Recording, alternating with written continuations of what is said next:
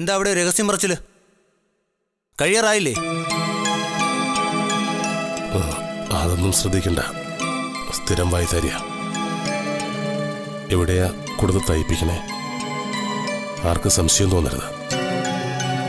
എനിക്കറിയാം തയ്ക്കാൻ. ഞാൻ തയ്യൽ പഠിച്ചിട്ടുണ്ട്. ആ, നന്നായി. അതാ ഏറ്റവും നല്ലത്. ആ അമ്മു, ഇനി നീ ഓഫീസിൽ പോകണ്ട. ഒരു രാത്രി ആരെങ്കിലും കൂട്ടിക്കൊണ്ടുപോയി ഓഫീസും ഫാക്ടറിയും ഗേറ്റുകളും പൂട്ടിയിടണം. അതിൻ്റെ തലേ ദിവസം ഹൈക്കോടതിയിൽ നിന്നൊരു സ്റ്റേ ഓർഡർ വാങ്ങണം. എന്തിനുള്ള സ്റ്റേ? അതായത് പൂട്ടിയ കമ്പനിയും ഫാക്ടറിയും ആരും ഏറ്റെടുക്കാതെ നിലവിലുള്ള സ്ഥിതി തുടരാനുള്ള സ്റ്റേ ഓർഡർ. നമ്മുടെ ലീഗൽ അഡ്വൈസറായിട്ട് സംസാരിച്ചാൽ മതി. അയാൾ വേണ്ടതുപോലെ ചെയ്തോളും. പിന്നെ ആരെങ്കിലും കോമ്പൗണ്ടിൽ കയറാൻ ശ്രമിച്ചാൽ പോലീസ് സംരക്ഷണം ആവശ്യപ്പെടണം. ആ മതി മതി, നിർത്തിക്കോ.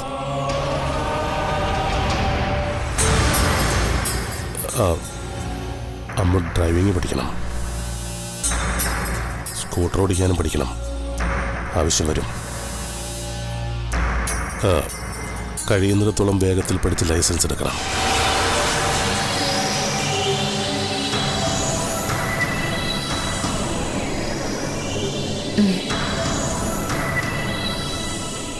വേറെന്തേലും പറയാനുണ്ടോ?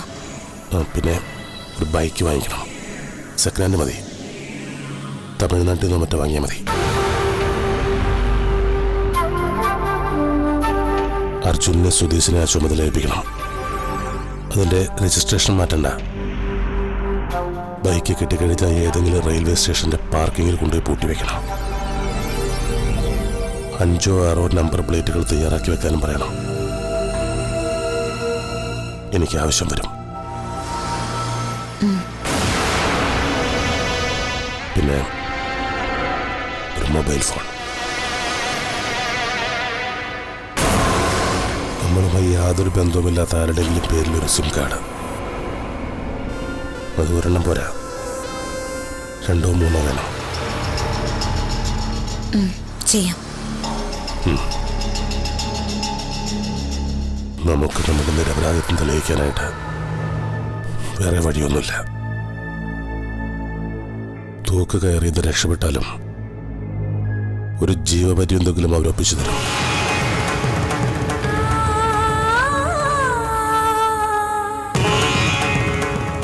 പന്ത്രണ്ടോ 14 വർഷം കഴിഞ്ഞ് വൃദ്ധനും രോഗിയുമായി ജയിലിൽ നിറങ്ങുന്ന നരേന്ദ്രൻ തമ്പിയെ പിന്നെ എന്തിനു കൊള്ളാം?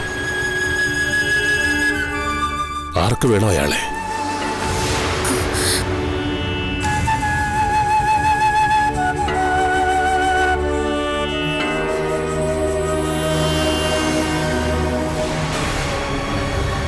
ഞാനില്ലേ? എനിക്ക് വേറെ ആരാ ഉള്ളത്?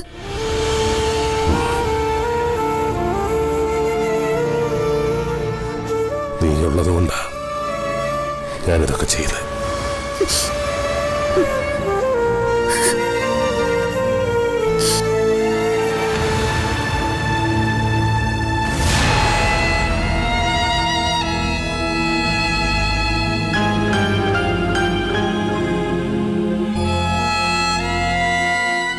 മതി മതി, കഴിഞ്ഞു.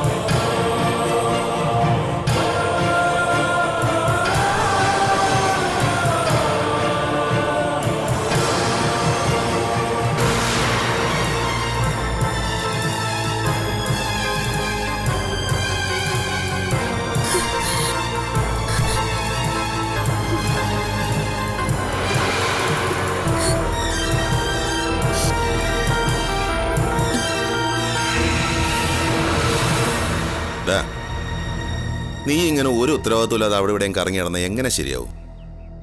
നിങ്ങൾ ചേട്ടനും എന്നിനും ഒന്നിച്ചു നിൽക്കുന്നതല്ലേ ഏറ്റവും വലിയ ബലം. ഞാൻ ആരോടും പിണങ്ങിപ്പോയതല്ല മുരളിയേട്ടാ. സത്യം പറ, നീയും ജയശീലനും തമ്മിൽ ലേശം കീറിപ്പില്ലേ? അതുണ്ടായിരുന്നു. അതിന് കാരണം വിജിതയേട്ടത്തിയാ, ആ സ്ത്രീയുടെ അത്യാഗ്രഹം. എടാ, പെണ്ണുങ്ങൾ അങ്ങനെയാ. കൈക്കോട്ട് നയെന്ന് പറയും രാഷ്ട്രീയത്തിൽ. ഈ കൈക്കോട്ട് നയം എന്താണെന്ന് അറിയോ നിനക്ക്? ഇല്ല. ആ, കൈക്കോട്ട് കണ്ടിട്ടില്ലേ നീ? ഈ മണ്ണും മണലൊക്കെ കോരിയെടുക്കുന്ന പണിയായുധം. അതിൻ്റെ ഒരു ആകൃതി തന്നെ എല്ലാം ഇങ്ങോട്ട് പോരട്ടെ ഇങ്ങോട്ട് പോരട്ടെ എന്നാ. ആ എടാ, പെണ്ണുങ്ങൾ അങ്ങനെയാടാ. എല്ലാം എനിക്കും എൻ്റെ ഭർത്താവിനും എൻ്റെ മക്കൾക്കും പോരട്ടെ എന്നാ. അവർ കുടുംബം കലക്കും, അച്ഛനമ്മമാരെ മക്കളെയും തമ്മിൽ തെറ്റിപ്പിക്കും, കൂടപ്പറപ്പുകളെ തമ്മിൽ അടിപ്പിക്കും. ഒന്നിച്ച് നിൽക്കുമ്പോൾ ആനയുടെ ബലവും നാടുവാഴിയുടെ സമ്പത്തും ഉള്ള സഹോദരന്മാരെ ഭിന്നിപ്പിച്ച് ഉള്ളതെല്ലാം നുള്ളിക്കീറി പങ്കുവെപ്പിച്ച് ദുർബലന്മാരാകും. ദേവാ, നമ്മൾ അതിന് നിന്നുകൊടുക്കരുത്. ശരിയാ മുരളിയേട്ടാ. ആ, ഞാൻ ജയേട്ടനോട് പിണങ്ങിപ്പോയൊന്നുമല്ല. അപ്പച്ചിയുടെ മോൻ അബുദാബിയിൽ നിന്ന് വന്നപ്പോൾ അവൻ്റെ കൂടെ ഞങ്ങൾ ഒന്നിച്ച് കളിച്ചു വളർന്നവരാ. അല്ല, എവിടെയൊക്കെ പോയി നിങ്ങൾ? എല്ലാ ദിവസവും ടൂറായിരുന്നു. ഊട്ടി, കൊടൈക്കനാൽ, ആഗ്ര, ഗോവ, പിന്നെ കേരളത്തിൽ തേക്കടി, മൂന്നാർ, ആതിരപ്പള്ളി, വയനാട്. പകല് മുഴുവൻ കാറിനകത്താ. രാത്രി ഏതെങ്കിലും ഹോട്ടലിൽ വെള്ളമടിയും. പെണ്ണ് കെട്ടാത്തതിൻ്റെ ഒരു കുഴപ്പമുണ്ട് നിനക്ക്. സാരമില്ല, നമുക്ക് ശരിയാക്കാം.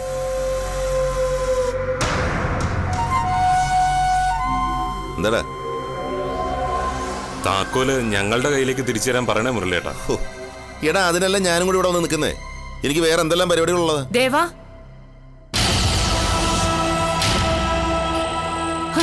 നിങ്ങൾ എന്താ ഈ വെയിലത്ത് നിൽക്കുന്നേ? ഞാനേ ഇവനൊന്ന് ഉപദേശിക്കായിരുന്നു. ഇവനൊരു ഉത്തരവാദിത്വം ഇല്ലെന്നേ.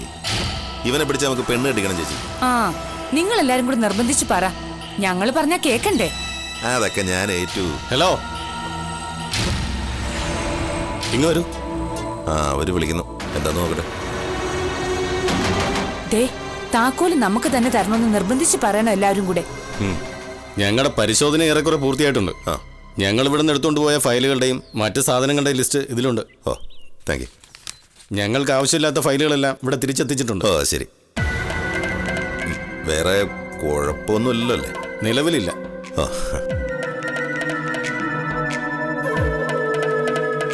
ഞങ്ങളുടെ പരിശോധനകൾ പൂർത്തിയായി. ആ. മിസ്സിസ് അമല നരേന്ദ്രൻ തമ്പിയുടെ ഓഫീസിൽ പോയിരിക്കുക. ആ, അതന്നെ. ഈ താക്കോൽ അവർക്ക് കൈമാറണമല്ലോ. ഓഫീസിൽ നിന്ന് അവരെ വിളിച്ചു വരുത്താൻ പറ്റുമോ? അതിനെന്താ, ഇപ്പൊ വിളിക്കാലോ. അല്ല, ഈ താക്കോല് ഇവരെ ഏൽപ്പിച്ചാ പോരെ? ഇത് നരേന്ദ്രൻ തമ്മിയുടെ സ്വന്തം സഹോദരിയാ. ഇവർ രണ്ടുപേരും മക്കള്. പക്ഷെ നരേന്ദ്രൻ തമ്പിയുടെ വൈഫിന്റെ കയ്യിൽ നിന്നല്ലേ ഞങ്ങൾ ഈ താക്കോലുകളെല്ലാം വാങ്ങിയത്. അങ്ങനത്തെ ഫോർമാലിറ്റീസ് വല്ലതും നോക്കാനുണ്ടോ സാർ? ഇവരെല്ലാം ഇവിടെ തന്നെ താമസിക്കുന്നവരാ. പോരെങ്കിൽ ബന്ധുക്കളും. എന്നാലും അവരൊന്ന് വിളിക്കേ. നിർബന്ധമാണെങ്കിൽ വിളിക്കാം.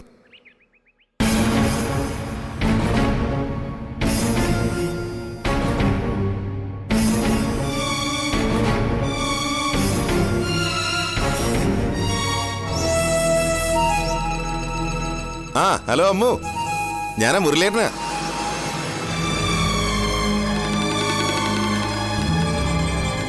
ആ, ഞാനിപ്പോ നിങ്ങളുടെ വീട്ടിലെ സിറ്റ് ഔട്ടിലാണ് നിൽക്കുന്നത്. ഏയ്, ഒന്നുമില്ലെന്നേ. നമ്മുടെ വിജിലൻസുകാർ വന്നിട്ടുണ്ട്. ആ, അവരുടെ പരിശോധനയൊക്കെ തീർന്നു. ആ, കംപ്ലീറ്റ് കഴിഞ്ഞെന്നാ പറഞ്ഞേ. ഏയ്, എവിടെ കള്ളപ്പണവും കള്ളസ്വർണ്ണം ഒന്നും കിട്ടിയില്ലെന്നേ. ആ, ഞാനിപ്പോ വിളിച്ചതേ. ഇപ്പൊ അമ്മ എവിടെ? ഓഫീസിലില്ലേ? എവിടെ? ഒന്നുകൂടെ പറഞ്ഞേ. പാറശാല. ആ, ഓ, അങ്ങോട്ട് പോകാണല്ലേ. ശരി ശരി ശരി ശരി. ഓ, അങ്ങനെയാണല്ലേ. കുഴപ്പമായല്ലോ. പ്രശ്നം എന്താണെന്ന് വെച്ചാൽ ഈ വിജിലൻസുകാർ ഇപ്പോൾ ജോലി കഴിഞ്ഞ് തിരിച്ചു പോവാണേ. അമ്മൂൻ്റെ കയ്യിൽ നിന്ന് വാങ്ങിച്ച താക്കോല് അവർക്ക് അമ്മൂൻ്റെ കയ്യിൽ തന്നെ തിരിച്ചേൽപ്പിക്കണമെന്ന്. കുഞ്ഞമ്മയുടെ കൊടുത്താൽ മതിന്നോ? അതല്ല അമ്മു, അവരുടെ പ്രൊസീജിയർ അനുസരിച്ച്. ശരി, ഞാൻ എന്തായാലും അവരോട് പറയാം. അവരുടെ ഡ്യൂട്ടിയുടെ ഭാഗമാണുള്ളതല്ല. ശരി അമ്മു, ഹാപ്പി ജേണി. അമ്മു കന്യാകുമാരിക്ക് പോയിക്കൊണ്ടിരിക്കുക. ഇപ്പോൾ പാറശാല എത്തിയെന്നാ പറഞ്ഞേ. ഈ താക്കോലിന്റെ കാര്യം എങ്ങനെ? കുഞ്ഞമ്മയുടെ അടുത്ത് ഏൽപ്പിച്ചാമെന്ന് അമ്മ പറഞ്ഞത്.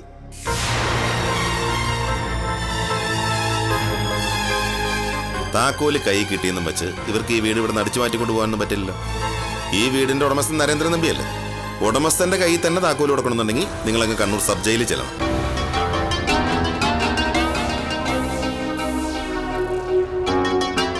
ശരി, ആ, ഇതാ.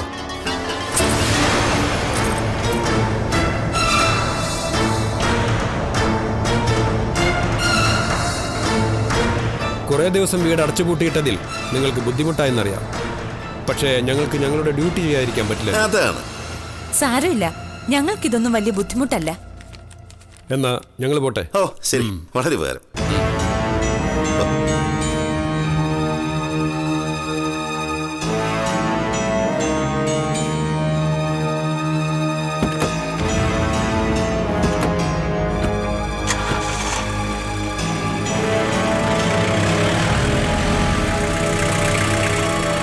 ഓ ശരി.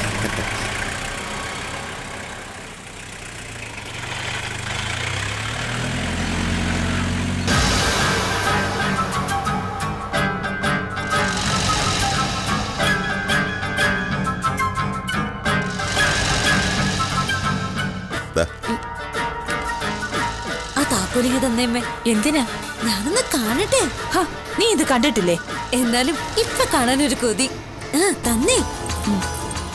അയ്യോ, നല്ല കനം. ഇതിന് തിരിച്ചു കൊടുക്കണ്ടല്ലേ ചേട്ടാ? ആർക്കും തിരിച്ചു കൊടുക്കണ്ട. ഇനി ആ താക്കോൽ കൂട്ടവും അതുകൊണ്ട് തുറക്കാവുന്ന വീടുകളും അലമാരകളും ലോക്കറുകളും എല്ലാം നിങ്ങളുടെ സ്വന്തം.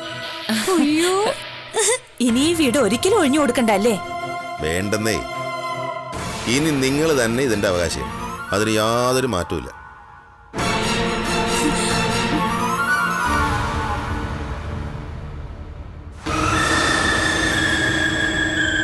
നിനക്കെന്താ ഒരു സന്തോഷമില്ലാതെ? ഒരു കീ ചെയിൻ കിട്ടിയെന്ന് വെച്ച് ഈ വീടിന്റെ ഉടമസ്ഥാവകാശം നമുക്ക് കിട്ടില്ലല്ലോ മുരളിയേട്ടാ. തമ്പി അങ്കിൾ ജയിലിൽ നിന്ന് ഇറങ്ങി വരുമ്പോ ഇതൊക്കെ തിരിച്ചു കൊടുക്കണ്ടേ? അതാണിപ്പോ നിന്റെ ടെൻഷൻ. എടാ ദേവ, നരേന്ദ്രൻ തമ്പി ജയിലിൽ നിന്ന് ഇറങ്ങണമെങ്കിൽ കുറഞ്ഞത് 12 വർഷമെങ്കിലും എടുക്കും.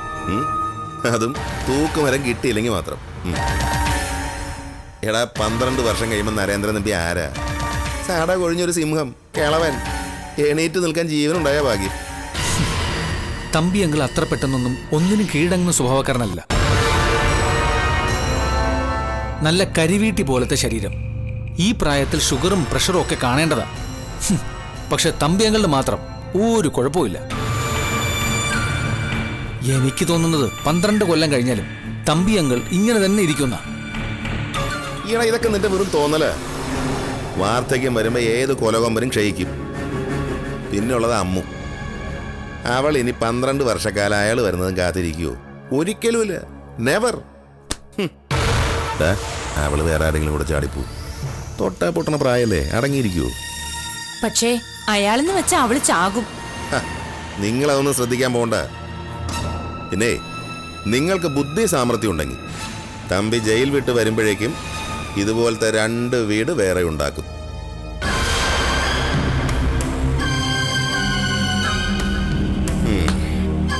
സകല സ്വത്തും കൈകാര്യം ചെയ്യാനുള്ള സ്വാതന്ത്ര്യം നിങ്ങൾക്ക് കിട്ടിയില്ലേ?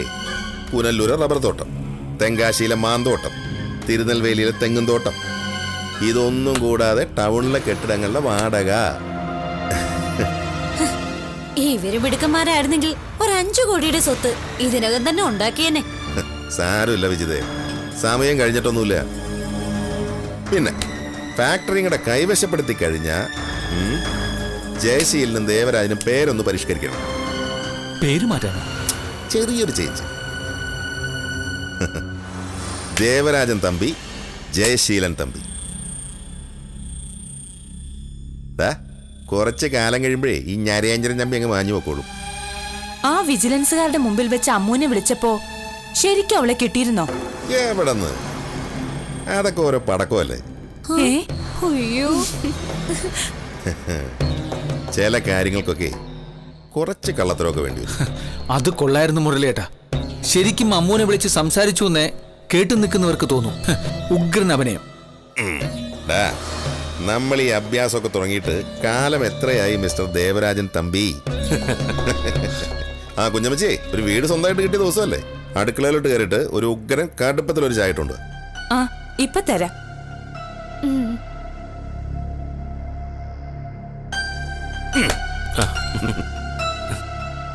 ഡാ, ഒന്ന് സന്തോഷമായിട്ടിരിക്കണ. അവൻ ആരോടും അങ്ങനെ വഴക്കിനൊന്നും പോവാറില്ല, പണ്ടേ പാവാ. പക്ഷെ അവളുണ്ടല്ലോ, അവന്റെ പിറകെ നടന്ന് കുത്തി കുത്തി വഴക്കുണ്ടാക്കും. അവന് ദേഷ്യം വന്നാലുണ്ടല്ലോ, ചെകുത്താനാ. താങ്ക്സ് മോളു, ലവ് യു.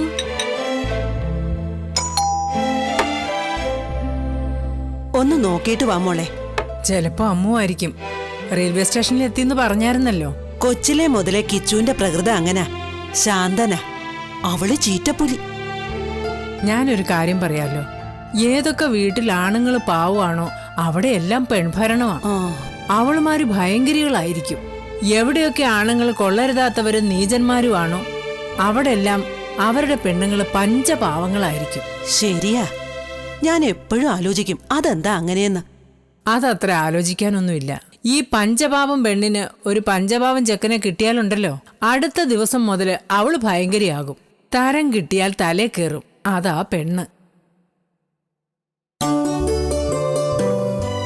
എടി, അവള് യാത്ര ചെയ്ത് ക്ഷീണിച്ചു വന്നതല്ലേ, അവളുടെ തോളിലോട്ട് തൂങ്ങാതെ.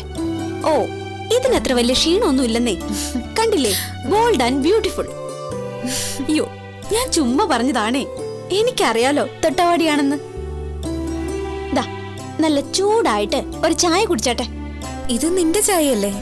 അതല്ലേ നമ്മുടെ ഒരു സന്തോഷം. ഇന്നാ. താങ്ക്സ്. കണ്ടോ, ഒരു ചായ പോയാലെന്താ, നന്ദി കിട്ടിയില്ലേ? അതല്ലേ നമ്മുടെ ഒരു സന്തോഷം. ഇരിക്ക് ചക്കരേ, ഇരിക്കെ. ഇവളുടെ ഒരു കാര്യം. അല്ല, എവിടെ എന്റെ മോള്? ഓ, ശീതൾ. അയ്യടാ, ഒരമ്മ. അമ്മയും മോളെയും കണ്ട ഏതാ അമ്മ ഏതാ മോളെന്ന് തിരിച്ചറിയില്ല. ആ കണ്ടോ, അവൾക്ക് മനസ്സിലായി ഇവിടെ ഒരു കൈമാറ്റം നടന്നു. അച്ഛനെ കണ്ടു, സംസാരിച്ചു, മോളുടെ വിശേഷങ്ങളൊക്കെ ചോദിച്ചു.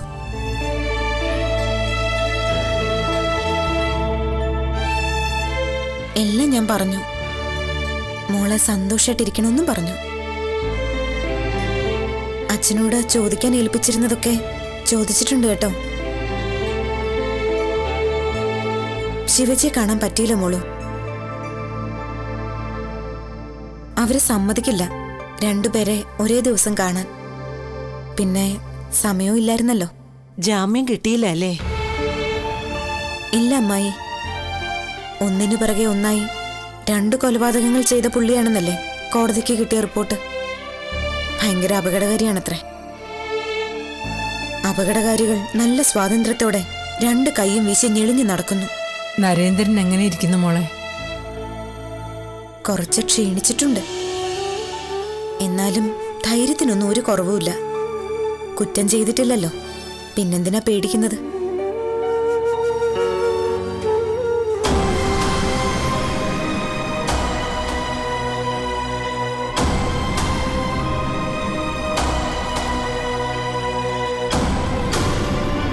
ഓഹോ, തിരിച്ചെത്തിയല്ലേ?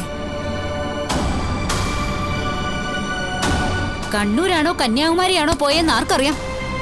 എവിടെയാണെന്നും ആരുടെ കൂടെയാണെന്നും എന്തിനാണെന്നും ഒന്നും ആർക്കും അറിയില്ലല്ലോ.